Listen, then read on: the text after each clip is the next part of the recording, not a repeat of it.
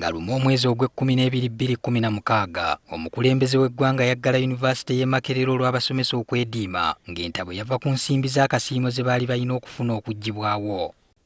Ensimbi z'akasiimo zaali zisasulwa abasomesa olw'okusomesa ne basukka mu budde bwe balina okusomesezaako. Komiti eno ebadde ng'ebuliriza ku bya Yunivaasite nayo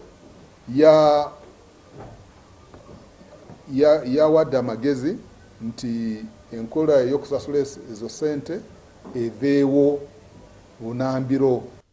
Olwaleero abakulu mu Yunivaasite eno bavuddeyo ne bategeeza ng'ebbula ly'ensimbi bwe libayinze era kati basazeewo okuggyawo enteekateeka y'okusomesa abayizi olw'eggulo oba giyite evening program.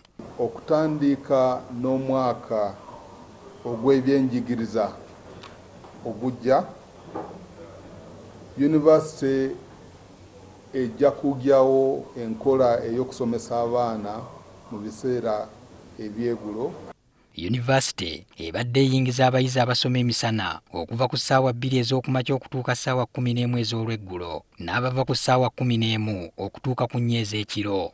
Okutandika n'olusoma oluggya, abayizi abamu baakutandika ku ssaawa 2 ez'okumakya okutuuka ku ssaawa 11 ez'olweggulo ate abalala bave ku ssaawa 8 bakome ku ssaawa 12.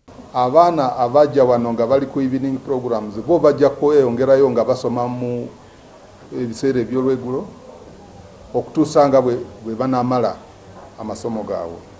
Kati ekyokusomesa ekiro kisigalidde eri koleji ezinaaba zikyetaaze, kyokka nga zino ziteereddwawo akakwakkulizo nga zirina kumala kuyingiza muwendo gw'abayizi omugere abalina okusoma emisana n'okukakasiza ddala nti banaasobola okuwanirira enteekateeka eno. Koleji enatukakasa nti erina ekyalina obuyinza era ekyalina amaanyi n'ebikola byonna ejja kukkirizibwa oku-admittinga abaana ku evening programs.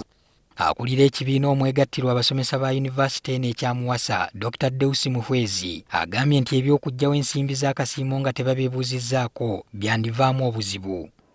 Kati ffe ng'abasomesa eky'okuggyako incentive yaffe nga tetunayogera tetujja kukikkiriza. Ate resolution yaffe kyali steady. Twamugamba incentive yaffe bwe tabeerawo mu mwezi gwa July togulawo.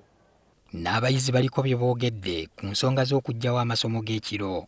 I could get an opportunity right now to work and I still want to finish my degree, so it would greatly interfere in my progress. Kinajjukirwa nti bino byonna bizzeewo oluvannyuma lw'akakiiko akaateekebwawo omukulembeze w'eggwanga okutema empenda ez'okugonjoola emivu y'e Makerere.